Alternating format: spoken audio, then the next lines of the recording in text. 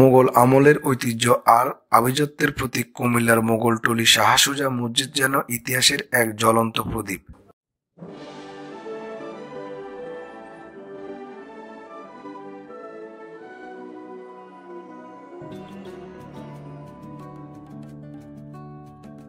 বাংলার ইতিহাসে মোগল অধ্যায়ের এক উজ্জ্বল নাম শাহ সুজা। সম্রাট আওরঙ্গজেবের ভাই শাহজাদা শাহ সুজা ছিলেন বাংলার সুবাদার। শাহ সুজা ১৬৩৯ থেকে ১৬৬০ খ্রিস্টাব্দ পর্যন্ত বাংলায় রাজত্ব করেন। তার শাসনামলের শেষ দিকে ১৬৫৮ খ্রিস্টাব্দে প্রাচীন জনপদ কুমিল্লার গোমতী নদীর তীরে তার নামে নির্মিত হয় ইতিহাসখ্যাত শাহ সুজা মসজিদ। মসজিদটি পাক ভারত উপমহাদেশের প্রাচীন মসজিদগুলোর অন্যতম।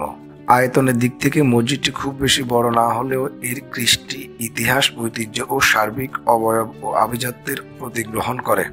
এর বাহ্যিক কারুকাজ সেই সময় এর প্রতিষ্ঠানদের স্রষ্টার প্রতি ব্যাপক আনুগত্য ও রুচির পরিচায়ক। মোগল আমলের ঐতিহ্য আর আভিজাত্যের প্রতীক কুমিল্লার মোগলটুলি শাহ সুজা মসজিদ যেন ইতিহাসের এক জ্বলন্ত প্রদীপ। ঐতিহাসিক গ্রন্থ রাজমালায় প্রখ্যাত ঐতিহাসবিদ কৈলাস চন্দ্র সিংহ উল্লেখ করেন, গোমতী নদীর তীরে কুমিল্লা নগরীর শাহ সুজা মসজিদ নামক একটি দৃষ্টিনন্দন মসজিদ নির্মিত হয়ে থাকে। এই মসজিদ সম্পর্কে দু ধরনের জনশ্রুতি আছে। প্রথমত, শাহ সুজা ত্রিপুরা রাজ্য জয় করে চিরস্মরণীয় হওয়ার জন্য এটি নির্মাণ করেন।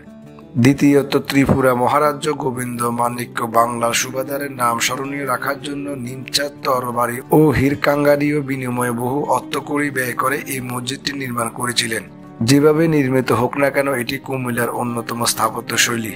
মসজিদটি পড়েছে কুমিল্লা সিটি কর্পোরেশনের ৫ নম্বর ওয়ার্ডে। স্থানীয়রা জানায়, মসজিদটির দৃষ্টিনন্দন পরিবেশ ও স্থাপত্য কর্ম দর্শনার্থী ও মুসল্লিদের মুগ্ধ করে। বিশেষ করে জুমাবার, শবে বরাত, শবে কদর সহ বিশেষ দিনগুলোতে এখানে মুসল্লি ও দর্শনার্থীর ভিড় জমায়। প্রতিদিন ৫ ওয়াক্ত নামাজে নতুন নতুন মুসল্লি যুক্ত হয়।